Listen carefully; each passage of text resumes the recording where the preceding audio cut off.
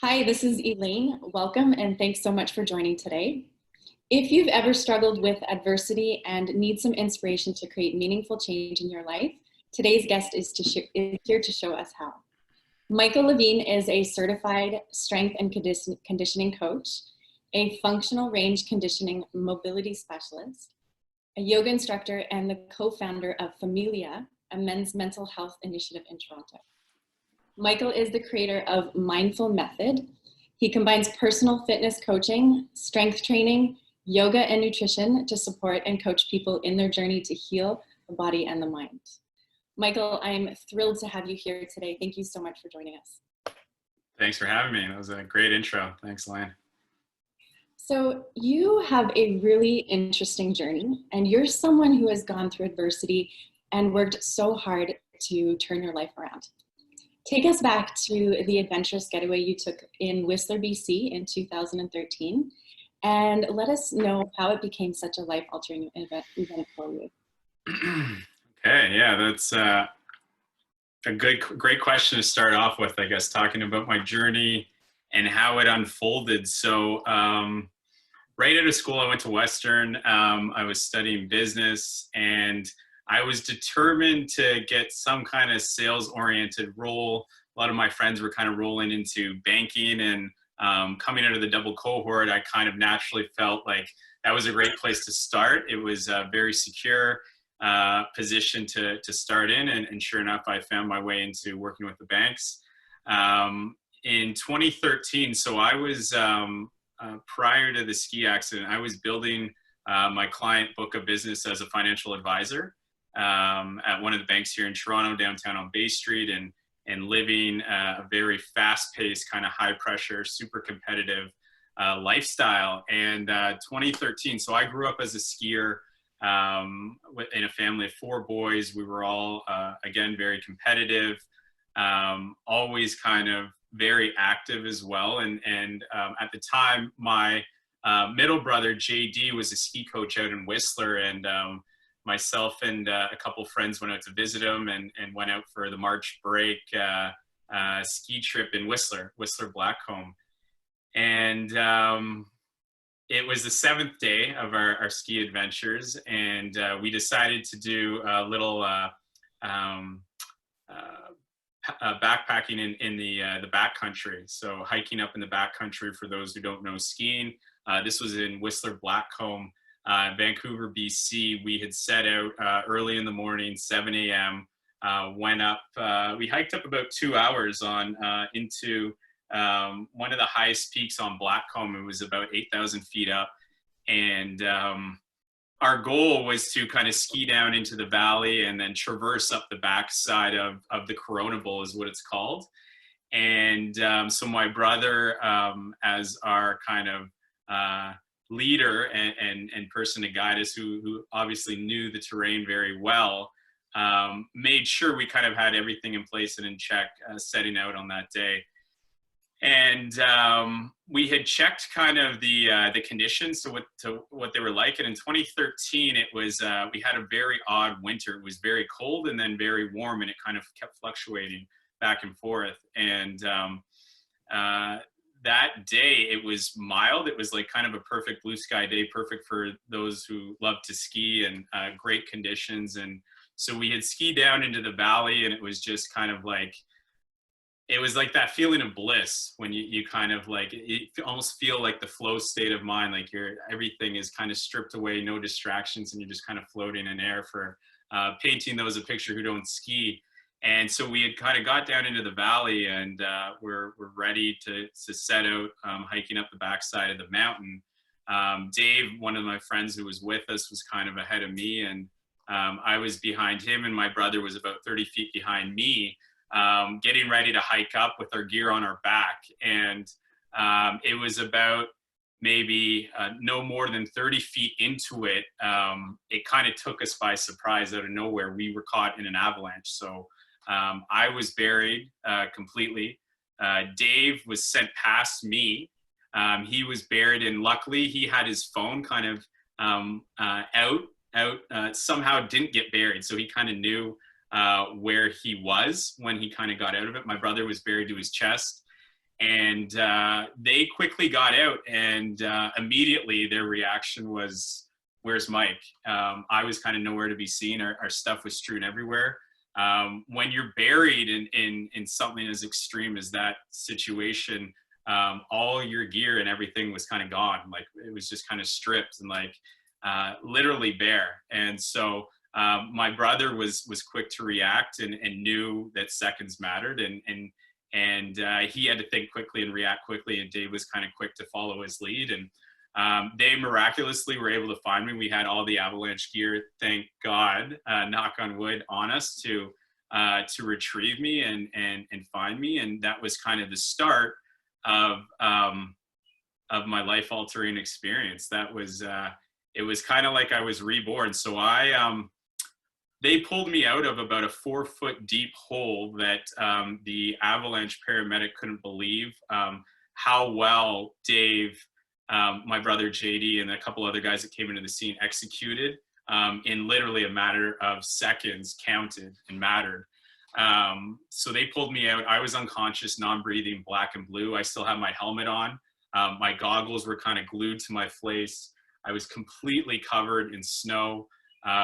Literally frozen alive. I was unconscious, non-breathing, and then I was diagnosed as having a concussion and then a brain injury. So different from a concussion in hockey, where you maybe get hit in the boards and your head gets knocked.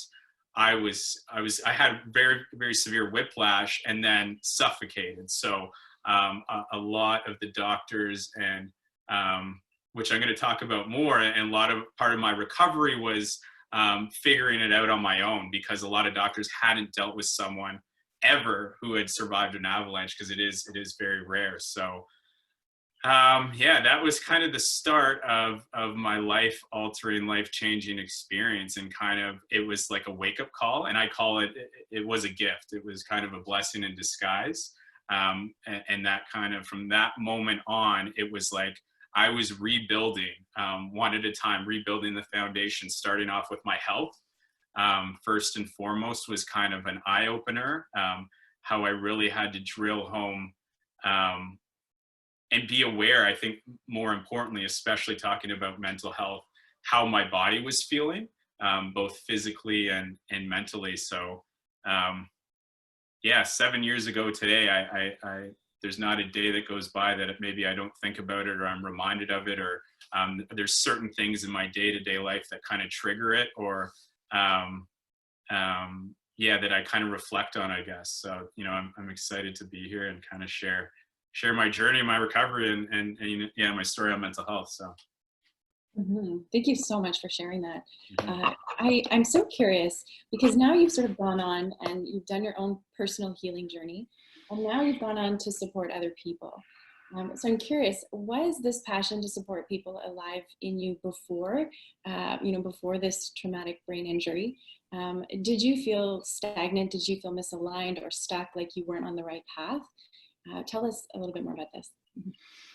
Yeah, I think, again, that's another great question that I think you were able to identify, that there was kind of a little bit of a sensation in me growing up, like in a family of 4, that we were always kind of taught to help out. We were active in volunteering in the local communities, trying to give back, I think kind of a little bit. It was kind of like I got my feet wet a little bit in high school, and then pulled back a little bit in university, and then set out on this path in finance to help people with their wealth and kind of their finances. And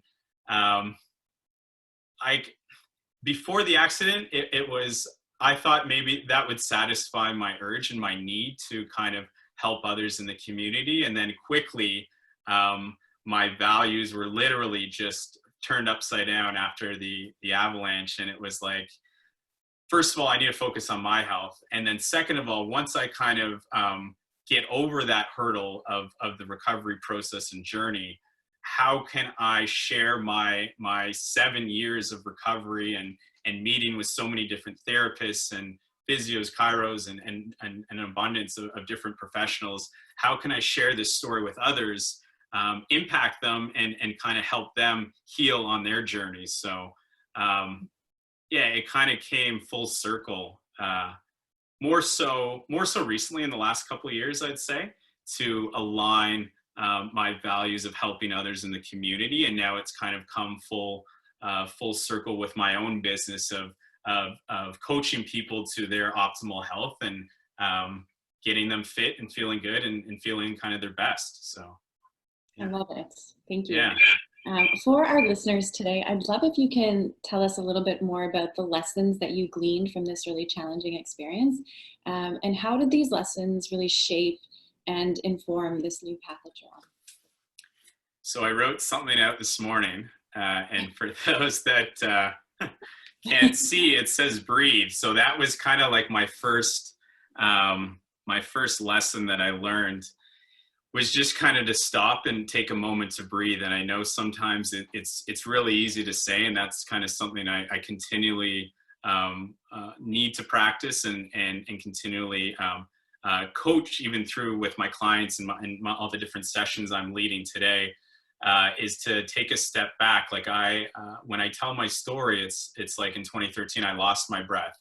And now, I went through yoga teacher training and I kind of found my breath again. So not neglecting and not taking your breath for granted, because when it's taken away, it's nothing else matters. When everything's stripped away, and I think it's so opportune that we're having this conversation right now in the middle of what's going on in the world with COVID-19, that we have a choice right now when everything else is stripped away.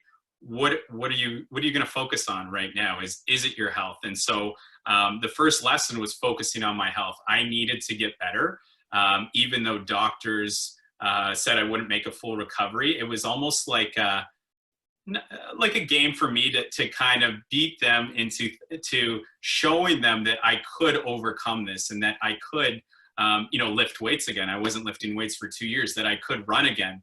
That I could cycle again. And I tested myself. I kind of like to kind of continually test myself growing up as an athlete, more on the physical side. I rode, what was it, like 125 kilometers from Vancouver to Whistler last year. And I wasn't sure how my body, I knew physically I could do the distance, but I didn't know with the elevation. So that was a huge test to, again, test my resilience that I've been working on the last 7 years. And I was, it's funny, I think you or Liz posted Men Cry Too, and that kind of brought to mind that halfway through that race, and it was a race, the Fondo, for those who don't know, I was just tears of joy that I couldn't believe I was back here cycling with a good friend of mine, Carmen, who's not on the call today, but feeling so good that I worked so hard. It was like a full test of my physical and mental that I could do this. And everything that I kind of built up along the way was kind of leading up to this point and this part of my journey. So first and foremost is your health. Learning to adapt in this new way of life was huge for me. And I know, again, right now, this is so great timing that we're all learning how to live the new normal life right now, right? Whether we go back and resume to things as they were, maybe or maybe not, but this is how we're going to be living going forward. So that was one of the biggest challenges for me, was learning that no longer could I live that old lifestyle I was living on Bay Street. I had to kind of cut alcohol out of my diet. I had to avoid certain situations like social settings, with like loud concerts, bright lights, phones, screen time, just kind of getting really diligent and becoming more and more aware of how I was feeling day to day, because it was different literally every day. For those who've never had a brain injury or concussion, the first kind of 3 months are so crucial to your recovery. And just even writing down kind of how you're feeling day to day is huge, just to become more aware of it, because there's little things that would happen, like little things would either make me irritable, or I in 2016, even taking the subway to work. I was working up in North York at the time, was super challenging. I was traveling, commuting 40 minutes each way, and I couldn't handle just the busyness of people on the train, the background noises, and like just everything's so loud and kind of amplified with a brain injury. So that kind of triggered me to further along my recovery journey. I knew I wasn't kind of there yet. I was maybe 70% there, and it was just like, there's something I'm missing, and I wasn't content feeling this way. So I sought out on my own kind of alternative ways to heal. And kind of one of the lessons getting back to is helping myself create like a team of practitioners around me. Fortunately, I had the resources and people I could lean on to kind of help support me. And if they couldn't, they could direct me to someone who could. So like, for instance, a craniosacral therapist. Craniosacral therapy has been a huge part of my journey of recovering. And that kind of really furthered me along more towards that.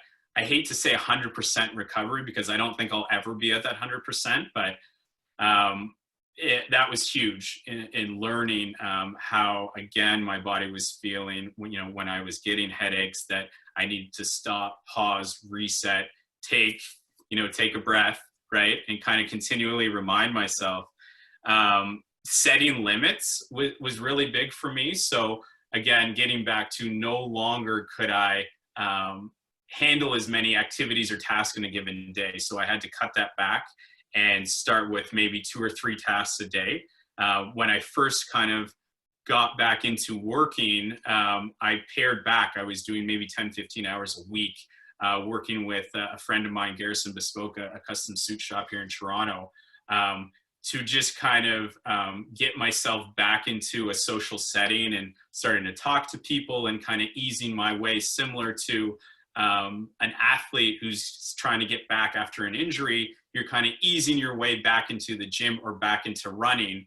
You can't just jump in with it with 2 feet and kind of expect yourself to perform like you were prior to that accident or injury. So, and I think one of the last lessons was being okay to lean on friends and family,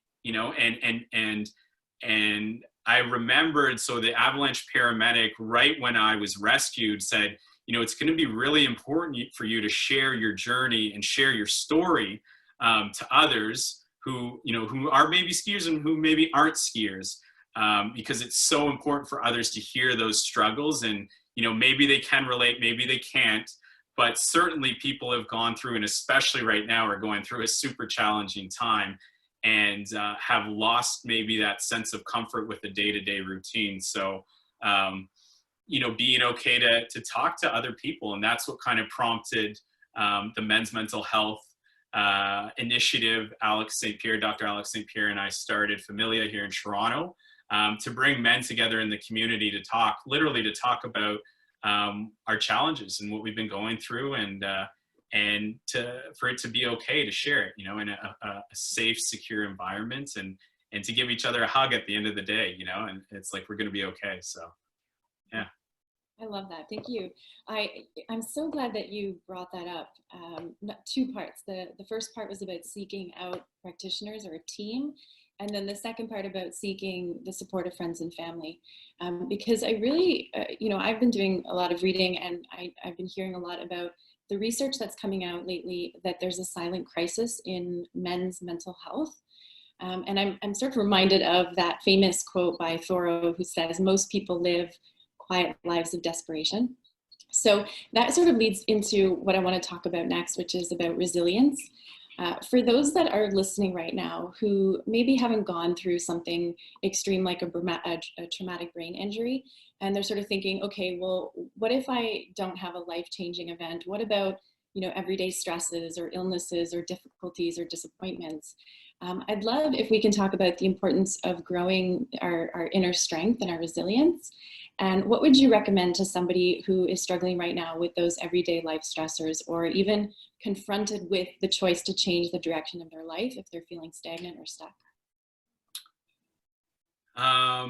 Awareness, I would think, first and foremost, is huge of how you're feeling. I found in the beginning, writing things down. And I know kind of journaling is very trendy today, but just writing how you feel on a day-to-day basis, and what is bothering you at the end of the day, and kind of what you're grateful for. Like, it's what I went through was very eye-opening. And again, I like to treat it as a gift. Like, you could go one of two ways, and maybe spiral out of control. And I chose to go, I chose to choose the right fork in the road, and travel down that journey. And I've had super challenging days that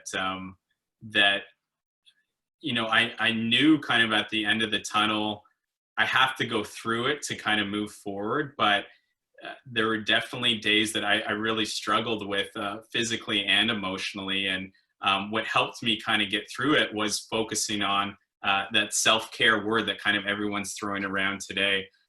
So taking care of yourself, whether that's, whether you incorporate a workout day to day, whether you're moving, you're doing your yoga practice, whether you're taking just walks outside, kind of connecting with nature, being social and being connected with friends. And I know we can't connect with friends right now. We can virtually, like we're doing right now.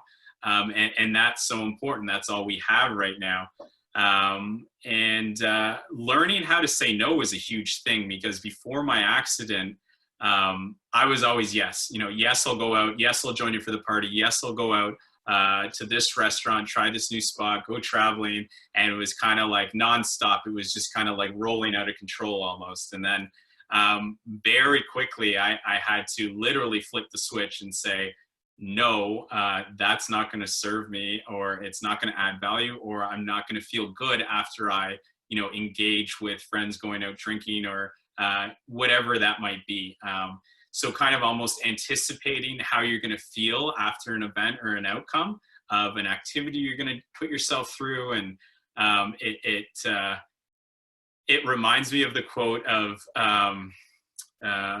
Bruce Lee, be like water. So is learning how to adapt and not kind of resisting when times are getting challenging and tough. It's like right now we're given an opportunity of time. We certainly have, I would think, a lot more time to do and focus on what we want to do at the end of the day, whether it's focusing on your health, whether that's putting a lot of time into maybe your business, or your art, or your hobbies, or whatever you want to do right now. So it's getting back to kind of like the nuts and bolts of what's important to you and what your values are today, and stripping it away to why you're kind of struggling with what you're struggling.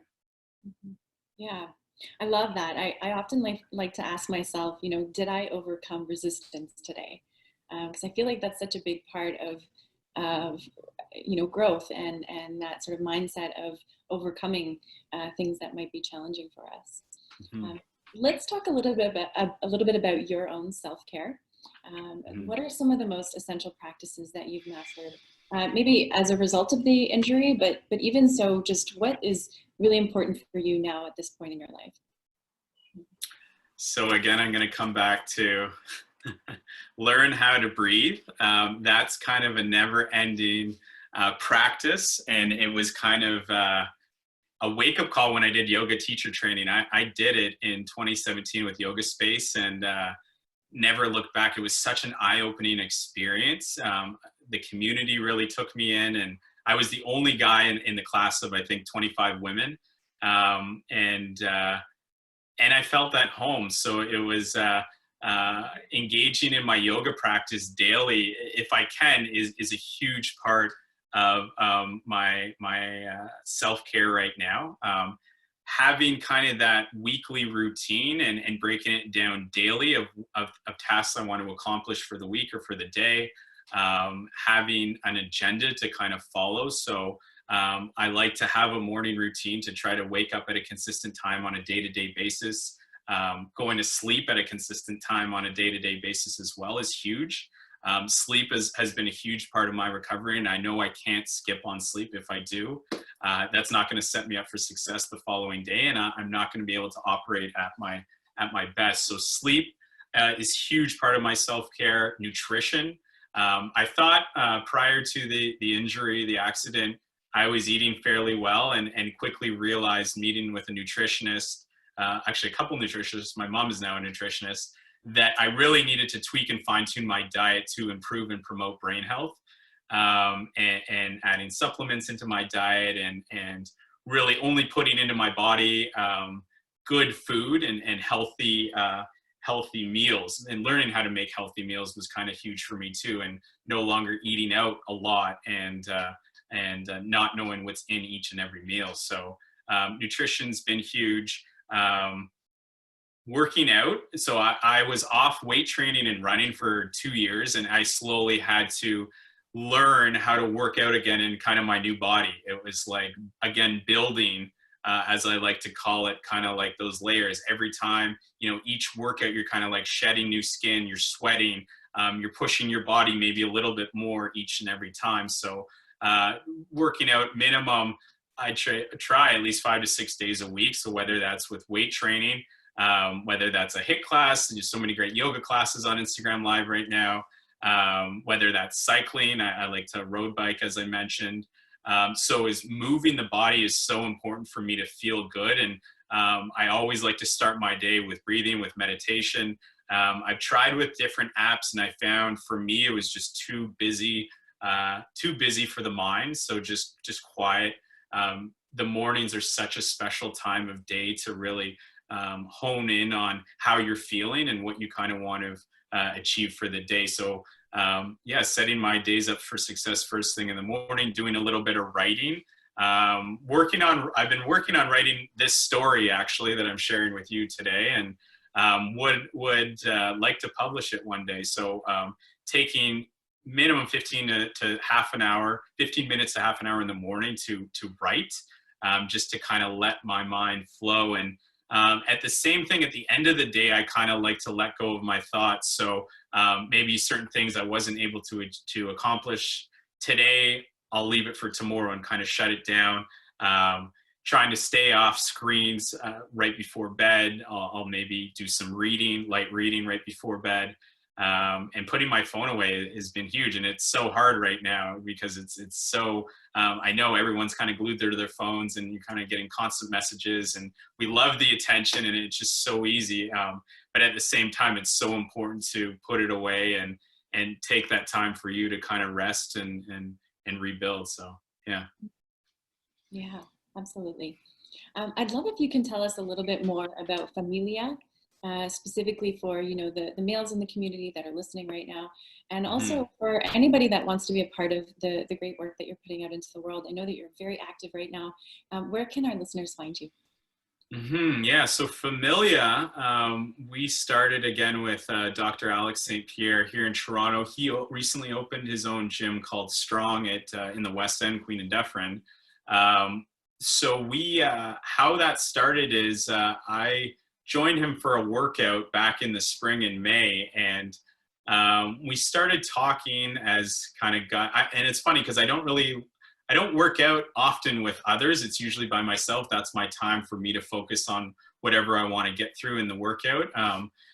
But for that day, I decided let's do a workout together and change it up. So we did, and I could tell that there was certain things on his mind that he was challenged with, and it was pretty clear and evident. And he asked me, why don't you drink anymore? And I shared my story. I was kind of ready and ready to be vulnerable. I think most importantly with him, that he really admired in me, that I was that easy and willing to share my story. So literally after that workout, I called him. I said, Alex, there's a strong need for men in the community to come together to share their stories, their struggles, and what they're dealing with. And literally from that conversation on, we had a conversation every week to launch it this past fall. As he was kind of transitioning into his new business, he was still really keen to get this off the ground with me and put it out to the community.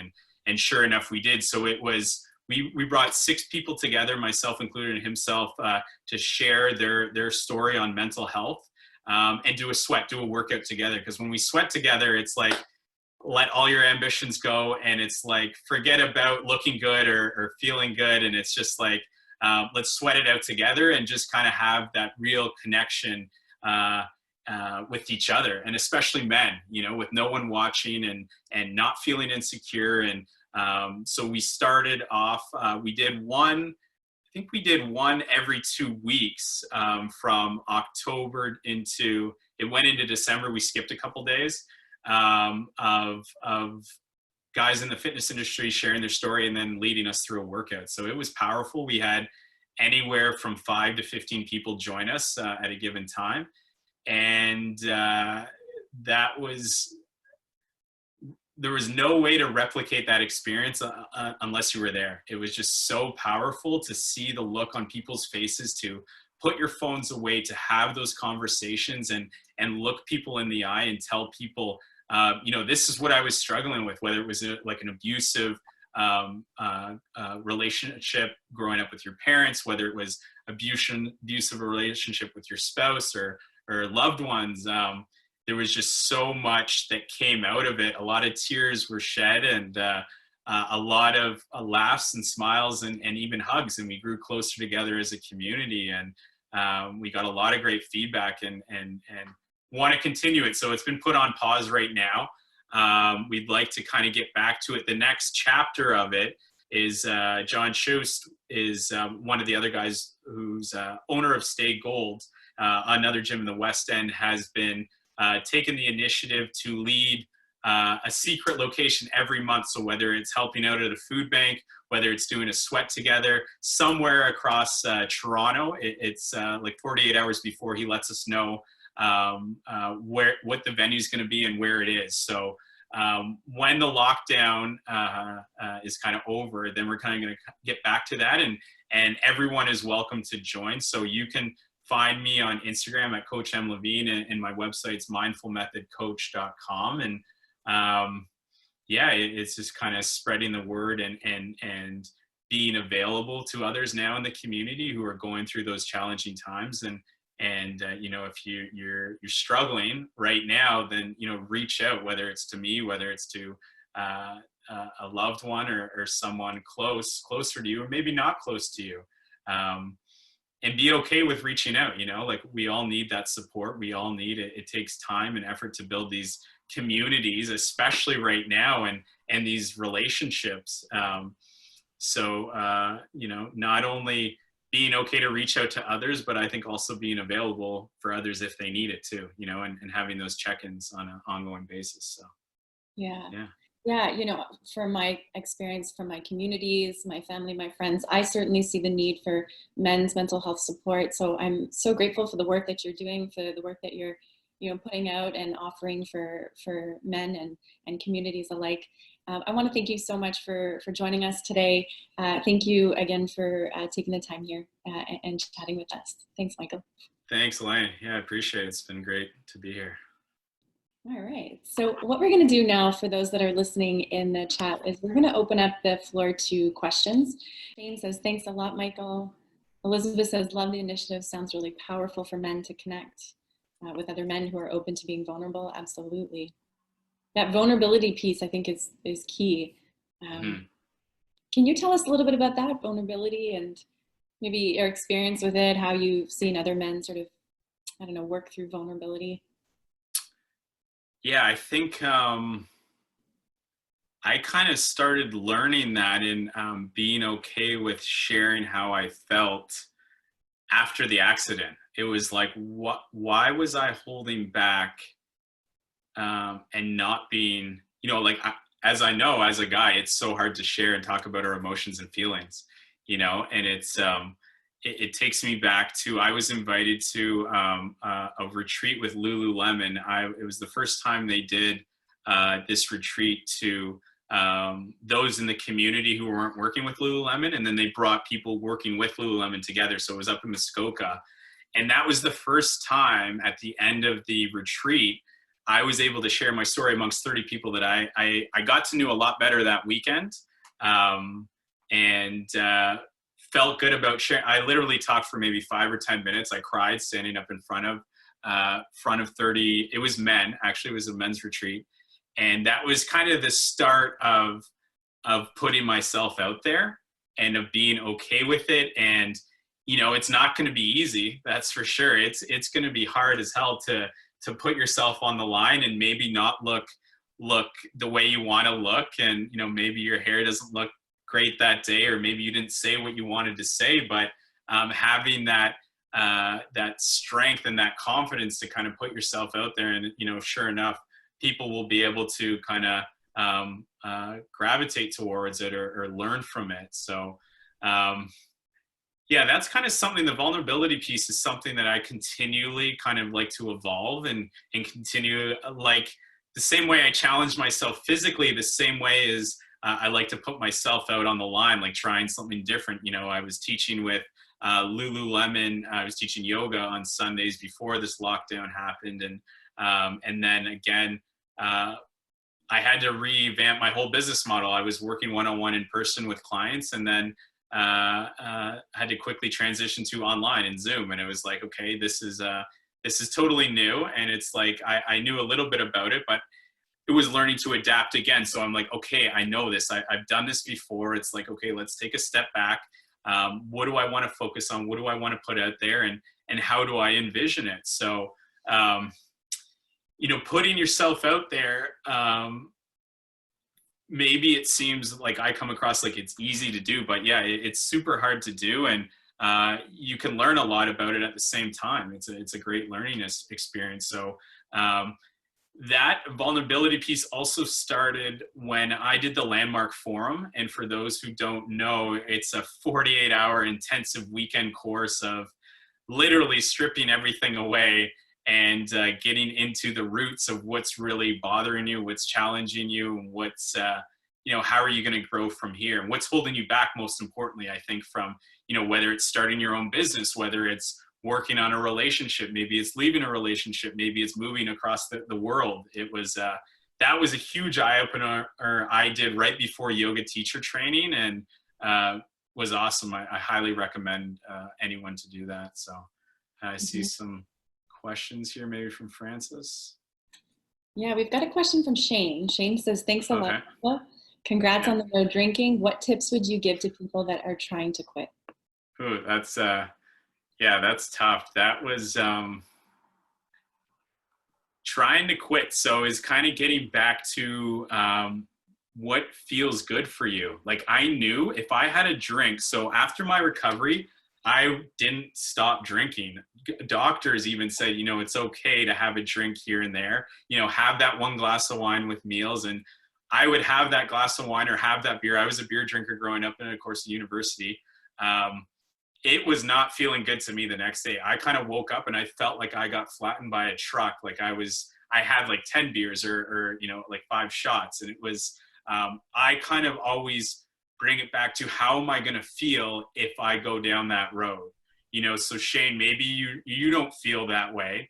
But what does make you feel good, and what's it maybe holding you back from, you know? And it's finding ways to supplement that drink with, something else, you know, maybe it's a non-alcoholic beverage, ginger beer, maybe, you know, it's just finding a substitute as you're kind of working through it. And I think it gets back to learning how to say no. You know, it's as much as I know, especially men enjoy that social setting of going out, having those drinks with the guys and watching that, you know, associating sports games with drinking and greasy fried foods. It's, I think, resetting on your values, you know, and if that's not leading you closer towards where you want to go, kind of get back to what is important to you, you know, and it's, is that drink at the end of the day really going to help you down the road? You know, like as much as it's that short-term gratification, it's, you know, getting clear on what is going to help you at the end of the day. So, you know, yeah, I feel for you, Shane. Appreciate you joining. We have a question from Rachel who says, how do you approach men about mental health, especially when you start to sense resistance with them trying to open up? Yeah, that's a tough one. I don't like to push. I kind of like, I could sense, so Alex is a great, I know Alex isn't here, but he's a good example of, I have a bit of an intuitive sense of how people are feeling. And I could just sense that there was something with Alex. So I find sharing more about how I'm feeling. And I think it comes across from men to men that it's like, okay, wow, he's done. And Alex has said this numerous times when I've talked to him about our mental health challenges, that that I've clearly done a lot of work to kind of get to where I am today. The last 7 years was not only physical to get my health back to where I am, but I've, met with a lot of therapists. I wrote out a hell of a lot to work on my emotional side and my mental health, and shared my stories time and time again with, I kind of share it when I feel someone needs to hear it, almost like it's a way to almost motivate them. And it's like, again, it's about listening to people. I think, getting back to Rachel's question, you can't obviously force someone to want to be open to kind of getting into sharing their emotions, but I think the more you can talk about what's bothering you, and the more they can see of how you've kind of learned from your past challenges, struggles, the more they might come around, and maybe they won't come around, but that's kind of all I think you can do right now. Yeah. Lily says, what tips do you have to support others in their mental health while supporting your own and respecting your own boundaries? Great question, Lily. So yeah, supporting others. Well, so first and foremost is my health is a priority. Like, I had to learn very quickly that I couldn't help others unless my health was in check. And sometimes it slides a bit, but I always bring it back. It's kind of like I always need a reset. I always need to check in with myself on a weekly, if not daily basis, of how I'm feeling. And I know it's so easy to kind of spiral out of like, I'm helping others so much that it's like, oh man, I'm gonna collapse, and it's like, let's pull it back. Let's, again, learn how to take that deep breath on a daily basis, and make sure we're having those, not only check in with others, but check in with ourselves, and I found having, so I did a little bit of I did talk therapy. So talking it out with a psychologist was kind of one of the best things I did at the start of my recovery, talking to someone with an unbiased opinion of what's going on up here, and how I can kind of make some sense of it, of what was going on. So, making sure and getting in check with your own self-care, whether it's the exercising daily, weekly, eating well, taking that time for you. So I know we can't travel right now, but taking that time in your day to just kind of shut off, and let go, and kind of let yourself rebuild and reheal. So that's a daily thing that I need to do, or else I'm not able to help others, especially in my business right now, where I'm so hands-on and I'm giving so much, whether it's teaching a yoga class, whether it's teaching a HIIT class, whether it's teaching my one-on-one sessions with my clients. I need to make sure first and foremost that my health is in check and that I'm feeling good. Otherwise I can't, you can't help others, so. Mm-hmm. Yeah. I can relate to that as well. We have one more question from Paul, who says, how do you stay focused and motivated to work out even when you feel drained with the energy to do so? Yeah, I had to learn that one the hard way. So when you feel drained, that typically means that you're likely depleted. So you need rest first and foremost. I had a hard time learning that right at the beginning, because I would push, I would go. So in my beginning stages of recovery, I could ride a stationary bike and I could do yoga.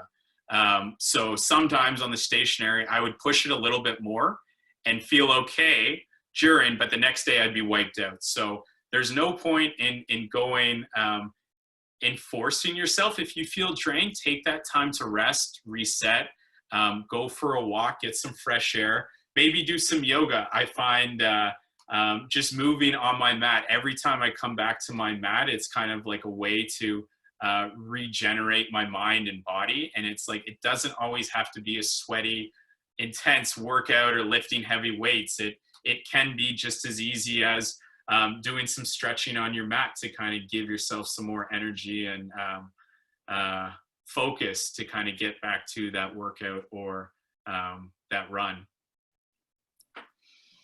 Michael, thank you so much again for everything that you shared with us. So much valuable information, advice, tips, and tools. Thank you again for joining us today. Of course. Thanks for having me, Alana. This is awesome. And I should also say that I did the teacher training with Blue Matter with David Emerson and Aaron Moore that I just found so powerful in 2017. And it's so exciting to be back here again, to be able to come again full circle, share my story with you guys in the community. And for anyone thinking about it, the Blue Matter mental health yoga teacher training was eye-opening, and especially with someone dealing with a traumatic brain injury, there were so many great valuable lessons that came out of that weekend during the teacher training that whether you want to teach yoga or not is something that I think everyone should participate in or at least think about it, you know. So wanted to share that. Thank you so much for saying that. Thank you. All right. All right. Talk to you soon. Thanks, Michael. Okay. Thanks, Elaine.